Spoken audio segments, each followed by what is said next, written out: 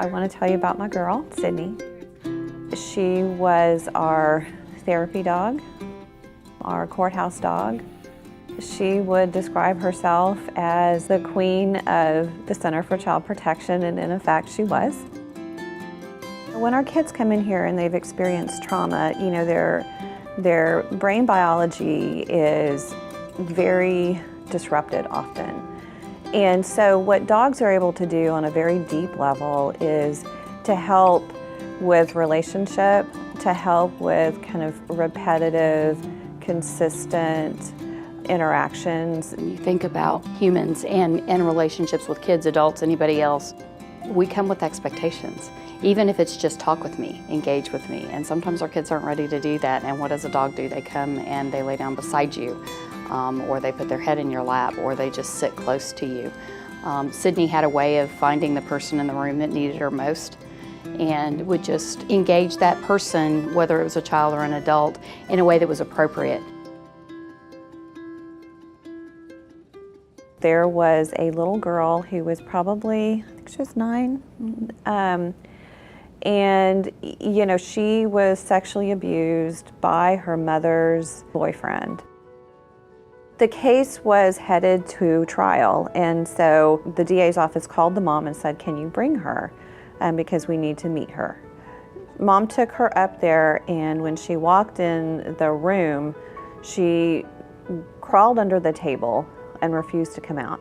When we got there, the little girl was under the table, and Sydney got under the table with her. And slowly but surely, she was able to kind of come out towards the edge. And they started asking her, you know, tell us about, you know, blah, blah, blah. And she said, "I can't." And they said, "Well, if you can't tell us, can you tell Sydney?" And so she lifted Sydney's ear and she told her her darkest secret. And through that, the little girl found her way out of the table. The trial proceeded. When she was getting ready to testify, the jury was taken out, and little girl and Sydney and I were brought in, and she sat down in that chair and looked at that defendant, and she told her story. And in this particular case, the defendant got 60 years with no parole. At the end of the trial, she drew a picture of herself and Sydney. And what it said was, "Sydney, I'm nothing without you, I'm something with you." She was an animal, but she had a soul with her that I believe continues to be with us today.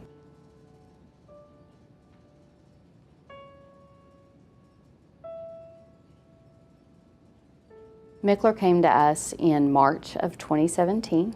He is 18 and a half months old. He is anchoring Sydney's program, the program that we were able to start with her. Visit.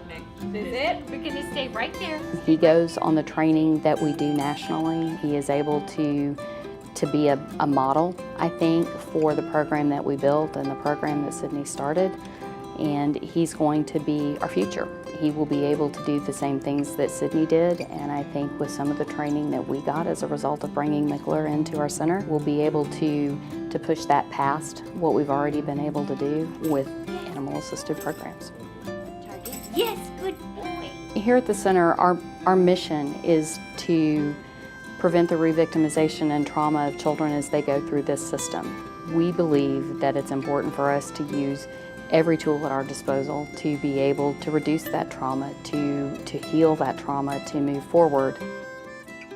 Mickler and Sydney are two very important, soulful tools that we will use to prevent re-victimization and to promote healing for children who have been victimized by abuse.